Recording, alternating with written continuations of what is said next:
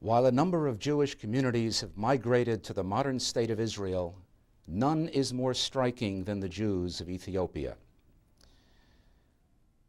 It represents challenging the imagination of anyone who was called upon to help in their migration from the land that could no longer be their home to the holy land of an ancient people, and at the same time, a modern people. Our guest has been studying an extended family of Ethiopian Jews who settled in the southern Israeli city of Be'er Sheva. Through her story, we will be able to get an idea of what that experience has meant to these immigrants and what is happening to them today. Our Judaism Today presentation is called From Gondar to Be'er Sheva. Our guest for this presentation is Ziona Zelazo, an anthropologist, an adjunct professor at Montclair State University. Shalom, welcome to Judaism Today. Shalom and thank you. Just by way of introduction, because some people are not aware of the history, what is this community of Jews from Ethiopia? Do we know anything about their origin and where they come from? Well, the question of origin is a very interesting question because many people ask that question. The fact is that many scholars are still trying to find an answer. And it remains, we say, still a mystery, and we don't really have any conclusive evidence that will really lead us to an answer. The reason for that is that we don't have any factual data that will really give us conclusive evidence. In general, it is believed that we have here an appearance of Judaism in Ethiopia area goes all the way back to the first temple period. And what are we basing our conclusion, if you may say, is upon legends, upon myth, biblical stories, and some historical accounts that were collected from the people themselves. And from that we learn where they may have come from. And I will only give you few examples of some of those legends and myths that are believed to lead us to some kind of an answer. You may know the fact that the chief rabbi in Israel, Ovadia Yosef, in 1975, have given a legitimate answer to that by telling everybody that the Ethiopian Jews are the descendant of the lost tribe of Dan. And going deeper into that notion of the descendant from Dan, in the 15th century, we found some historical accounts by another rabbi that was in Egypt, and he was writing how he met two Jewish people from Abyssinia claiming to be the descendant of the tribe of Dan. And we really have to leave this as a way of an explanation. But we have to understand from history that Ethiopia was at that time an area of a lot of activities, and some think or maintain the idea that maybe we are talking about immigrants from the Middle East, Jewish immigrants that decided to settle in Ethiopia at maybe 300 BC. Or maybe we are talking about traders that came to the area and were converted to Judaism throughout the centuries. We may talk about prisoners of wars that were converted, or actually being Jewish prisoners of war that were brought to Ethiopia. And then, of course, I am sure you're familiar with the story of Solomon and Queen of Sheba, that the biblical account that the people that I was dealing with firmly believe in that way of their origin, where Solomon and Queen of Sheba, which supposed to be an Ethiopian queen that was stationed in Yemen at that time. And they, of course, had a relationship. They gave birth to a son called Menelik, where they gave him a city, Aksum, where it translated into the second Zion. And then, of course, Haile Selassie, the emperor, is claiming to be a descendant of this son, Menelik. Like he was the last, I guess, the last king, the last emperor. The last, yeah, exactly. Of that dynasty. And then, of course, his name is Lion of Judah, translated to Lion of Judah. Why was it decided to bring the Ethiopian Jewish community to Israel?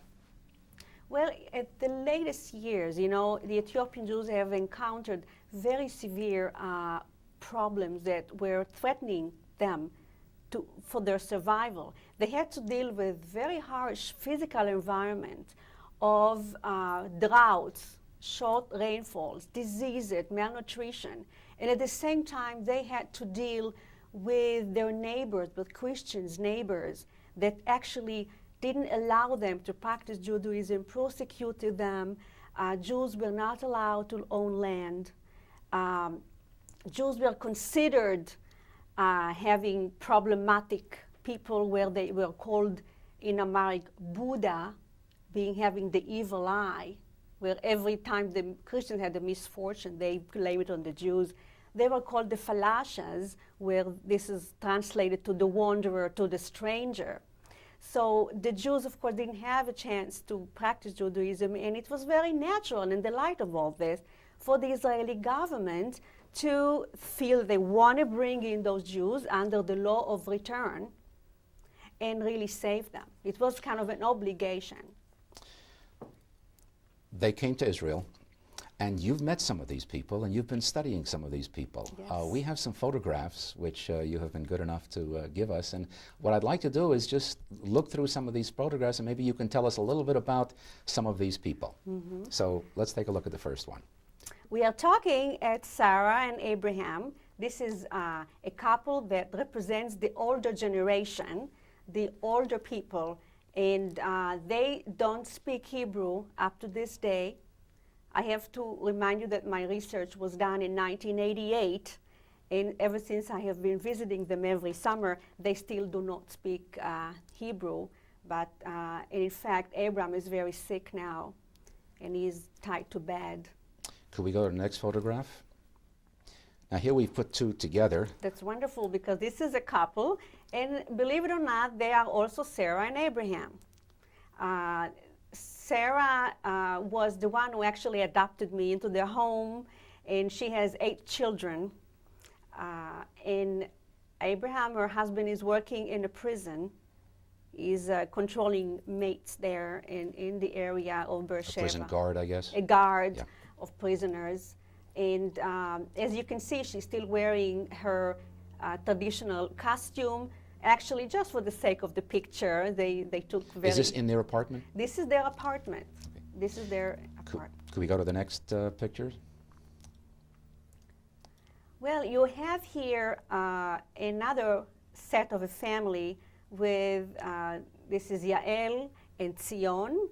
And Yael has a daughter, which is maybe very, very close to her own age. And when I first came, Yael and her daughter were both nursing a baby, because they both gave birth, her daughter and herself. So the grandma and the daughter gave birth. But are all of these people effectively related to each other? They all are an extended family. They are, together we have 5 families that contain a household. Okay. With 2 sets of grandparents and their offspring. Could we go to the next photograph, please? In fact, I think, is that your son in there? This is my son, the little one, and my daughter, who sits next to Dvorah, which is the daughter of Yael. And as you see, she is nursing the baby. I came and I was supposed to learn very quickly the names of the children. As you can see, there are many children there. In one apartment building. I'm talking about the building, not one, you know, they occupied a whole building. They were given each one a family. Can we go to the next one, please?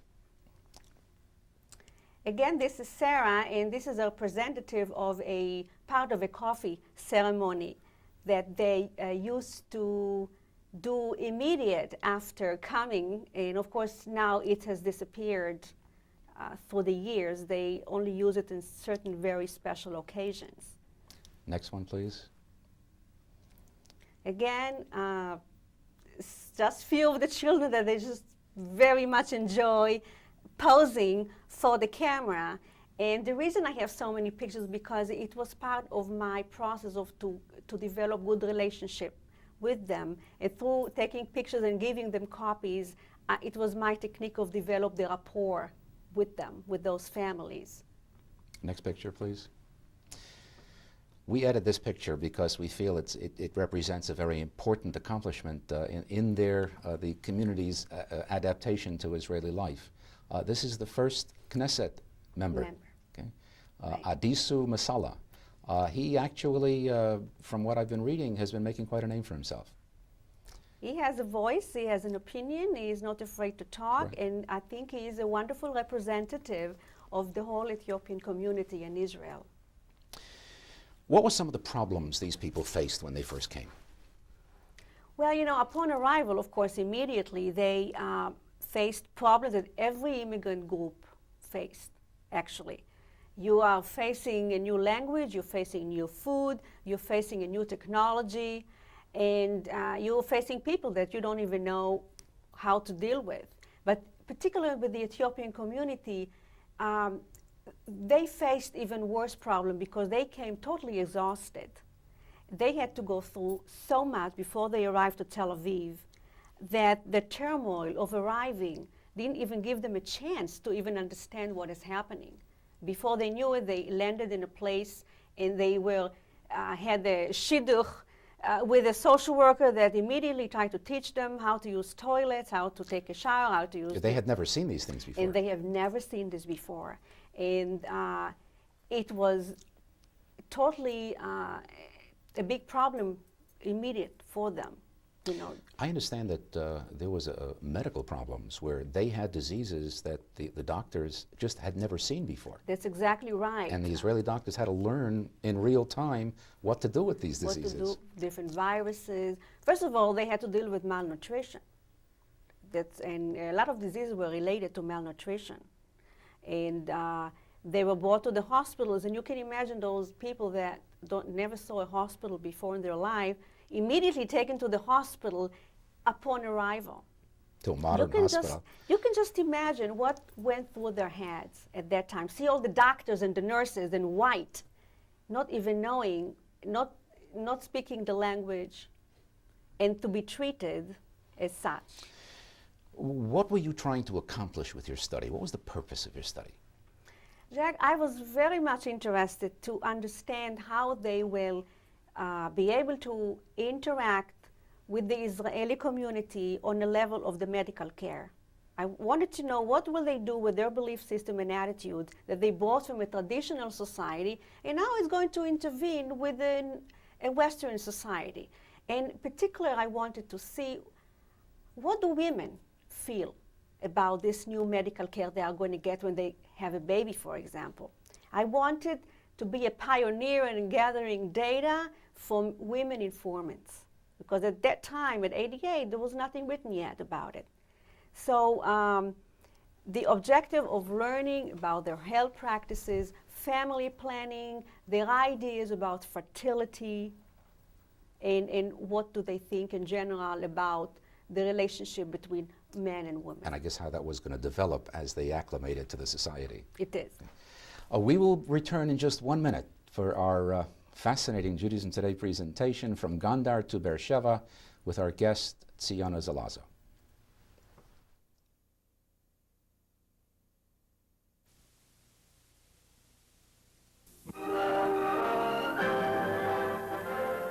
I have today signed an executive order providing for the establishment of a Peace Corps.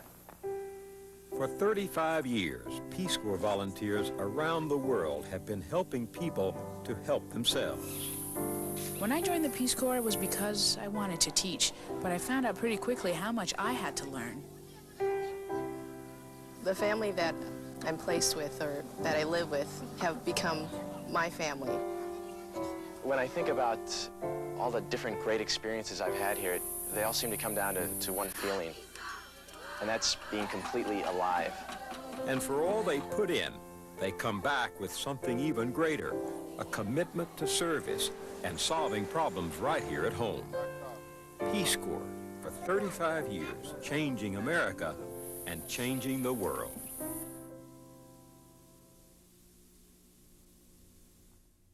Welcome back to our Judaism Today presentation from Gondar to Sheva with our guest, Ziona Zelazo. How did the people respond to your inquiries? Because, you must have been something very different for them. Well, I encountered a lot of suspicion. They were not willing to talk to me just because they thought I may be somebody from the government that tried to take some secrets away from them. They had a problem understanding a woman like me, leaving the family behind and coming to ask them questions.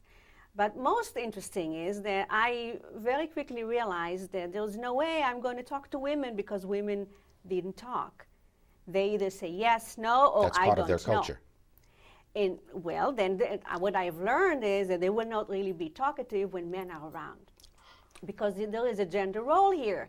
My luck was that the men in those extended family worked shifts. So no matter what time of the day I was there was somebody there, a man, and women just will not talk. And then later on, I found out that if I go to her in the kitchen, and while I teach her to cook Israeli, then she teaches me to cook Ethiopian, only then I was able to carry a conversation. But it wasn't really enough. I didn't have the opportunity to gather all this data that I really thought I will about healthcare and having babies and what hurts and what doesn't hurt. What I found is men love talking to me, but they had a hidden agenda while they talked to me. And they wanted to use the interaction with me as a mean to get individual help to reunite the families that were left behind. And what they loved to talk about was the things that really were painful for them. The trip to Sudan, all the hardship of the war, the hair leave, the tragic separation of the families, and which felt lots of guilt. They felt terrible, painful about it, and all the trauma. So they could over and over talk. But I needed to make them understand that I am not a government agent, and I cannot promise them that I will be the one to reunite their families. What I actually did, I went home, I took names, and I contacted the American Association for Ethiopian Jewry, which were able to help them. But so I was, in a way, became a mediator without even really wanting or had any intention to anticipate in something like that. What are some of the changes that you've observed in the way they've been relating to each other and to the community? The first big change that you can immediately see is the change in the family structure, where you definitely see the woman is redefined, her role in the family is redefined. The women are going outside to work, which was unheard before. The woman is using birth control. She is in charge to say how many children she wants. And the woman is doing sometimes a job that the man does. And you understand that the traditional society, division of labor, was very strict. Established identity. Exactly, there's a gender role, who does what. So you see the woman's role, then you see the redefinition of the authority of the leadership, where before you had the elders that were a very integral part of the society, where everybody came to them for advice. Now you see the opposite, where little children are the one who are helping the elders and giving them advice, what to do, how. And this is a drastic change, you understand, when you see that men are sitting home unemployed and the woman is the one who is having a job. And And then I also found out that children talk up and they go to school and they learn and they bring in home new elements of the culture and talk back to their parents. How do you assess their ability to be successful at making this adaptation? Because they're coming from a society that maybe goes back 1,000 years, and they've been overnight, in effect, transported from something that goes back 1,000 years to now, which is... But now, overnight it was, if I'm talking about Operation Moses, which occurred in '84, now we are talking about 12 or 13 years later. Of course they have the ability to integrate. You know, they, first of all, want to do that. There is a strong So they're desire. motivated people. They are extremely motivated. You know, every Ethiopian youngster want to go to the army as a vehicle to become part of the A Israeli. statistic that I found was that they say that the 18-year-old males, 95% of them serve in the army. Exactly, and they want to be fighters. They don't want to just sit in the office and do something little. They are good soldiers, but they do that because they want to be part of the Israeli culture. And then what I found from my informants that not only they want, they are understanding what it takes to make it. What do they understand? They understand the value of money. They never had to worry about it. They understand that if you have more children, it holds you back, so they cut down on fertility. And they understand that education is a vehicle to social mobility in Israel. But unfortunately, we all know that there are a lot of socio-demographic factors that determine their ability to integrate. You see, so they I guess also there's a certain age at which some of Exactly. those adaptations become less practical. You just touched upon a socio-demographic factor, which, you know, age, gender, occupation prior to immigration counts, the conduct of the Hebrew language. But let's talk about age, for example. You know, you have the older generation on one hand that has not integrated because they don't speak the language, and they have the codependency of the other members of the family. Then you have on the other scale the very young ones, and now you can talk about those sabras that were born that are completely integrated because they are going to schools and they don't eat injera anymore, they don't speak the Amara anymore, they are like Israeli kids. And then of course you go to the mid-age men and women that have in a way one leg here and one leg there, because in one way they want to hold on to the traditions and the customs they had before. The other hand, they want to be able to integrate, so they want to be having those customs of the Israelis. So they are kind of in between. So their integration is still iffy, I would say so. But I would definitely say the children are totally integrated. And then if you talk about gender, women integrate better and easier than men. This was research found. Anything you can cite as disappointments, that, you know, expectations that people feels haven't actually happened? Well, I tell you, I am very disappointed to go back to Beersheba and see the family still crowded, having not such wonderful conditions of living. I'm very disappointed to see the men have no chance for mobility, social mobility, because one of them, Yaya, was work shift, but he says, I need to go to education in order to get promoted, and his boss didn't allow him to do so. They still have education problem. They still do not. I'm disappointed to see children that are still clustered and don't play with non-Ethiopian children. So it's like I didn't really expect a lot, but when I go back, I just kind of almost feel their pain, and you feel that there's something blocking them to do so, you know. Do you feel that one of the ways I think we judge a society, or the future, the potential of a society, is through the children? Do you feel that the children are getting the kind of development opportunities so that they will be able to participate fully in the society? First of all, it's really hard to predict even what is going to happen 10 days and how those children are going to fit into the Israeli society.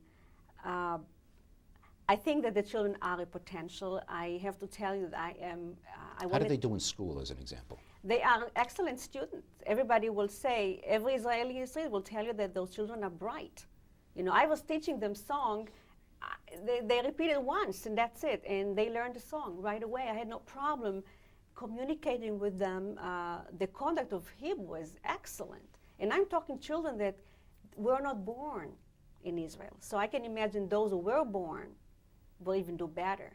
I am very optimistic, and I think in a few years we may see more doctors and lawyers coming out of this. Another statistic that I came across as an example, there are 1,000 of them in the universities. Yes. Which is a significant number. But they don't think so. They would like to see more. You know, they would like to see much more, and they still are in peripheral neighborhoods that don't allow them to even go to better schools, because most of them were put still in religious schools, which is an issue by itself. You know. Yes, yes.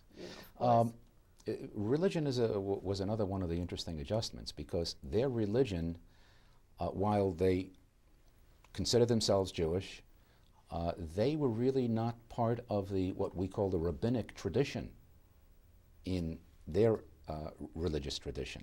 Right. So there was an adjustment there too. Their religious leaders, as an example, have had a tough time in making that adjustment too, and gaining recognition, and gaining. Is that something that they're uncomfortable about? I mean, is that something that this issue of even the question whether they are Jews or not was a problem to them, and it was an insult. There was a lot of. You think that's being overcome? I don't think so. Still some work to be done. Yes, Okay. yes. The music tells us that we're out of time. So I thank you so much for coming, Thank you sharing very some much. of these pictures so My that we've pleasure. gotten to know these people and come to understand something that I think it's important that we know this. Thank you so much. You're welcome.